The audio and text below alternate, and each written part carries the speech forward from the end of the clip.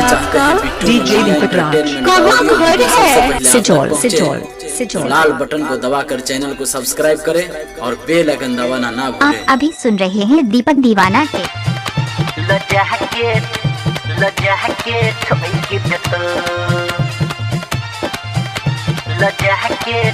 क्या नाम है आपका? डीजे दीपक अखन अपने सब सुन रहल छी बिट्टू मलंगिया ये नाम है। एंटरटेनमेंट के।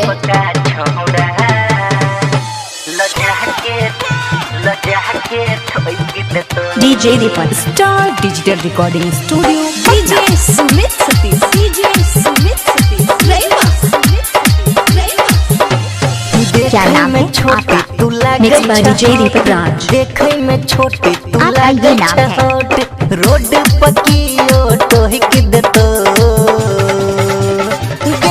कि दीपका छोड़ा सिजौल देतो पंकजवा छोड़ा लजा के डीजे दीपक बुझली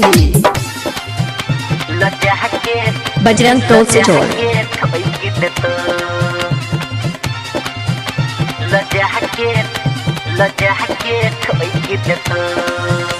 डीजे बिट्टू इलाका मलंगिया किसी का भी होगा मगर धमाका दीपक राज का ही होगा। मधुबनी।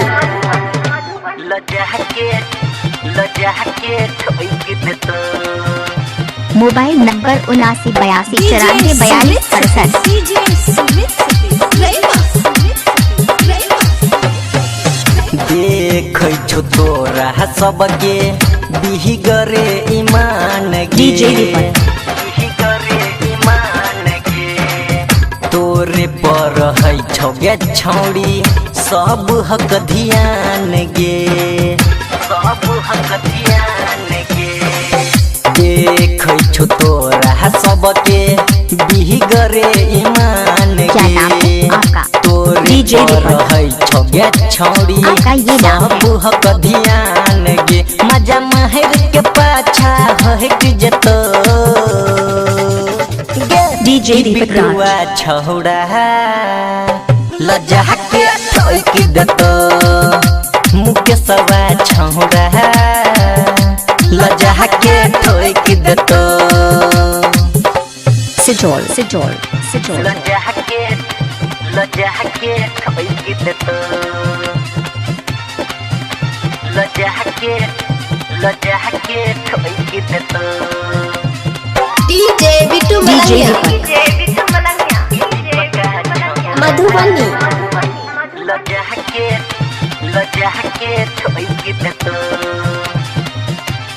आप अभी सुन रहे हैं दीपक दीवाना के।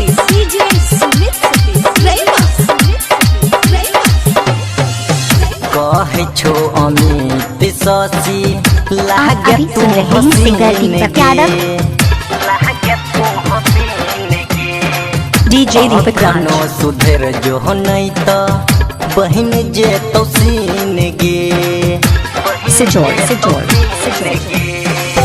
कहे मोबाइल नंबर 7982944267। तू हसीन गे अखनो सुधर जो नहीं तो बहन जैतो सीन गे सब छहोरा क्या नाम है आपका? ढोक देतो डीजे दीपक राज नवीन आपका ये नाम लजा के ठोक देतो राकेशवा छोरा लजा के ठोक देतो देखै में डीजे छोट दीपक। तू लागै छ हॉट देखै में छोट तू लागै छ हॉट रोड पकियो टोक देतो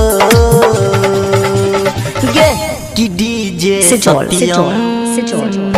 लजा के ठोक देतो कि डीजे मुँह के बजरंग टोल सिजौल लजा के ठोक दे मोबाइल नंबर 7982944267।